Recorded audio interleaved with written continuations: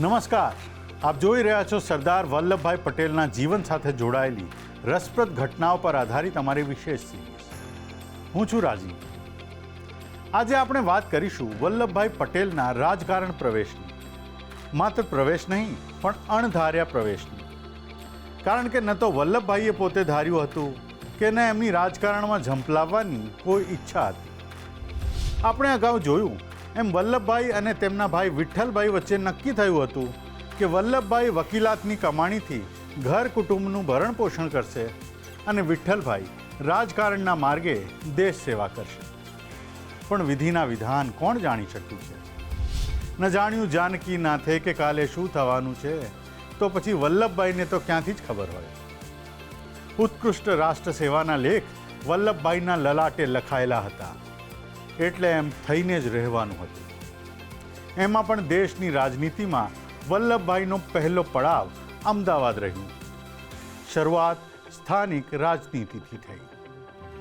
એ વખતે વાત એવી હતી કે વકીલોની રાજકારણમાં એક પ્રકારની ઇજારાશાહી હતી અને તેઓ રાજકારણમાં વધારે સફળ પણ થતા હતા. અમદાવાદના જાણીતા રાજકીય આગેવાનો સર રમણભાઈ નીલકંઠ અને દિવાન બહાદુર હરિલાલ દેસાઈભાઈ એ બધા પણ બેરિસ્ટર જ હતા. વલ્લભભાઈ માત્ર પોતાની ઈચ્છાથી નહીં, પણ તેમની નિડરતાની લોકોને જરૂર પડી એટલા માટે રાજકારણમાં આવ્યા હતા. આ જરૂરિયાત શું હતી એ જાણવા માટે આપણે થોડી પૂર્વ ભૂમિકા સમજવી પડશે. 1913માં અમદાવાદ મ્યુનિસિપાલિટીને ગોરી સરકારે બરતરફ કરેલી. 1915માં ફરી ચૂંટણી કરી અને 1 એપ્રિલ 1915થી નવું મ્યુનિસિપલ બોર્ડ અસ્તિત્વમાં આવ્યું. જો કે આ દરમિયાન 1914માં અંગ્રેજ સરકારે મ્યુનિસિપલ એક્ટના વહીવટી માળખામાં એક મોટો ફેરફાર દાખલ કરી દીધો. મ્યુનિસિપાલિટીના વહીવટી અધિકારી તરીકે ચીફ ઓફિસરને બદલે હવે ICS કક્ષાના અધિકારી, એટલે એવું સમજો કે અત્યારે જેમ IAS છે એવી રીતે મ્યુનિસિપલ કમિશનરનો હોદ્દો ઊભો કરી દીધો. અંગ્રેજ સરકારની મુરાદ એ હોદ્દા પર કોઈ ગોરા અધિકારીને નીમવાની હતી, એટલે પગાર ધોરણ પણ માતબર રાખ્યું. આ ફેરફાર સામે પ્રજામાં ખૂબ ઉહાપોહ થયો, કેમ કે મ્યુનિસિપાલિટીની નજીવી આવક સામે આવા મોંઘા હોદ્દા મેળ બેસતો નહોતો. સાથે જ જો આવો કોઈ અધિકારી આવે તો એ પોતાનું ધાર્યું જ કરે અને ચૂંટાયેલી પાંખનું ઝાઝું પણ ઉપજે નહીં. પણ જ્યારે મ્યુનિસિપાલિટી બરતરફ હતી તે સમયગાળા દરમિયાન નિમાયેલી કમિટી ઓફ મેનેજમેન્ટ, એટલે કે વહીવટદારોએ નીચા મોઢે આ દરખાસ્ત સ્વીકારી પણ લીધેલી. સરકારની દાનત તો ગોરા અધિકારીને નીમવાની જ હતી, પણ આક્ષેપો ના થાય એ માટે શરૂઆતમાં એમણે જે મોન્ટીપ નામના માણસની નિમણૂક કરી. એ 6 મહિના રહ્યો. એની જગ્યાએ ભાઈ શંકર નાનુભાઈ ભટ્ટ આવ્યા. એ પણ એક જ દિવસ હોદ્દા પર રહ્યા. પછી M.A. દીક્ષિત 17 દિવસ રહ્યા. આખરે 13 નવેમ્બર 1915થી પોતાની મેલી મુરાદ પ્રમાણે અંગ્રેજ સરકારે J.A. શિલીડી નામના ગોરા અમલદારને આ હોદ્દા પર ઠોકી બેસાડ્યો. શિલીડી કોઈને ગાંઠતા નહોતા. ઘમંડી મિજાજ અને ઉદ્ધત પણ એટલા જ. આવા અમલદારને મન ફાવે એવું કરતા રોકવા માટે મ્યુનિસિપાલિટીમાં કોઈક એમના માથાનો મળે એ જરૂરી બન્યું. એ સમયે મ્યુનિસિપાલિટીમાં વકીલો જ વધારે નેતાઓ હતા. બધાએ વલ્લભભાઈને ભાર દઈ દઈને સ્થાનિક રાજકારણમાં ઝંપલાવવા આગ્રહ કર્યો, કેમ કે મ્યુનિસિપાલિટીમાં પ્રજાકીય કાર્યો કરાવવા માટે અને અંગ્રેજ અમલદારોના નિરંકુશ વહીવટને કાબૂમાં લાવવા વલ્લભભાઈ જેવા જ નીડર વ્યક્તિ આગેવાની લે તો જ અંગ્રેજો ખૂણા પડે એમ હતા. આ બધી ચર્ચા ચાલતી હતી તેવામાં 1916માં સંજોગો પણ વલ્લભભાઈને એ તરફ દોરી ગયા. અમદાવાદ મ્યુનિસિપાલિટીના દરિયાપુર વોર્ડના સભ્ય અહેમદ મિયાં સરફુદ્દીન ગુજરી ગયા, એટલે પેટા ચૂંટણી યોજાઈ. બધાના આગ્રહવશ વલ્લભભાઈ પેટા ચૂંટણીમાં ઉમેદવાર બન્યા. વલ્લભભાઈ અગાઉ દરિયાપુર વિસ્તારમાં ચંદુલાલ મહાદેવિયાના ઘરમાં ભાડે પણ રહેતા હતા.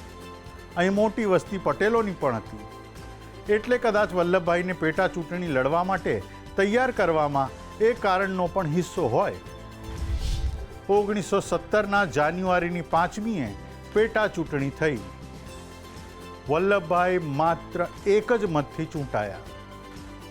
એમના પ્રતિસ્પર્ધી હતા ગુલામ મોહિઉદ્દીન નરમાવાળા. એમને 313 મત મળ્યા અને વલ્લભભાઈને 314 મત મળ્યા. નરમાવાળાએ પરિણામ સામે વાંધો ઉઠાવ્યો.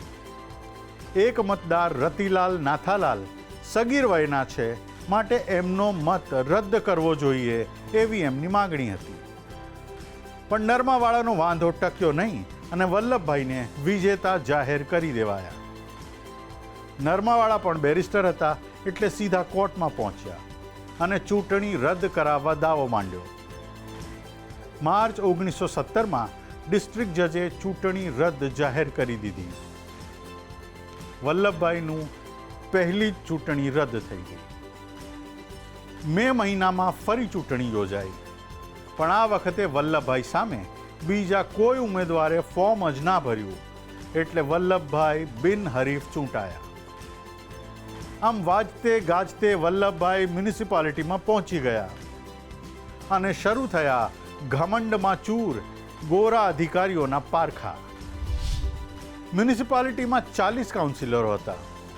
રમણભાઈ મહિપતરામ નીલકંઠ તેના પ્રમુખ અને મેનેજિંગ કમિટીના ચેરમેન હરિલાલ દેસાઈભાઈ દેસાઈ. એમના જેવા કેટલાક ખેરખાઓ પણ કાઉન્સિલર બન્યા હતા. તેઓ સરકાર સામે બાથ ભીડતા તો હતા, પણ એટલી અસર નહોતી ઉપજતી કે ગોરી સરકાર સાણસામાં આવે. જો કે તેઓમાં દેશ અને પ્રજા માટે લડવાનું મનોબળ હતું, એટલે વલ્લભભાઈ એમની સાથે જોડાયા. તરત એમની પાસે એક કિસ્સો આવ્યો જેનાથી તેઓ મ્યુનિસિપલ કમિશનર શિલડીનું નાક દબાવી શકે. ઘટના અમદાવાદમાં કાંકરિયા પાસે આવેલા શુષ્કર તળાવની હતી. આ તળાવ સરકારે મ્યુનિસિપાલિટીને સોંપેલું, પણ તળાવમાં મચ્છરોનો અતિશય ઉપદ્રવ રહેતો, આથી મ્યુનિસિપાલિટી તેને પુરાવી દેવા માંગતી હતી. મ્યુનિસિપાલિટીના બીજા એક સભ્ય હતા ફતેહ મોહમ્મદ મુનશી. આ તળાવની બાજુમાં જ એમનું દીવાસળીનું કારખાનું હતું, એટલે તેઓ તળાવમાં લાકડા કોહવાવા માટે મૂકવા માંગતા હતા. અધૂરામાં પૂરું તે સમયે પહેલું વિશ્વયુદ્ધ ચાલતું હતું, જેમાં બ્રિટન અને જર્મની સામસામે લડતા હતા. ફતેહ મોહમ્મદે આ અંગ્રેજ સરકારને વોર ફંડમાં રૂપિયા આપ્યા હતા, એટલે અંગ્રેજ અમલદાર શિરડી એની સાથે હતા અને તળાવ પૂરવાના મ્યુનિસિપાલિટીના ઠરાવનો અમલ થવા નહોતા જ દેતા. પણ હવે તો મ્યુનિસિપાલિટીમાં અસરદાર સરદાર આવી ગયા હતા. હજુ આવ્યાને 3 જ અઠવાડિયા થયા હતા અને તેઓ બોર્ડમાં મ્યુનિસિપલ કમિશનર સામે ઠપકાનો ઠરાવ લઈને આવ્યા. બધા જ સન્ન થઈ ગયા.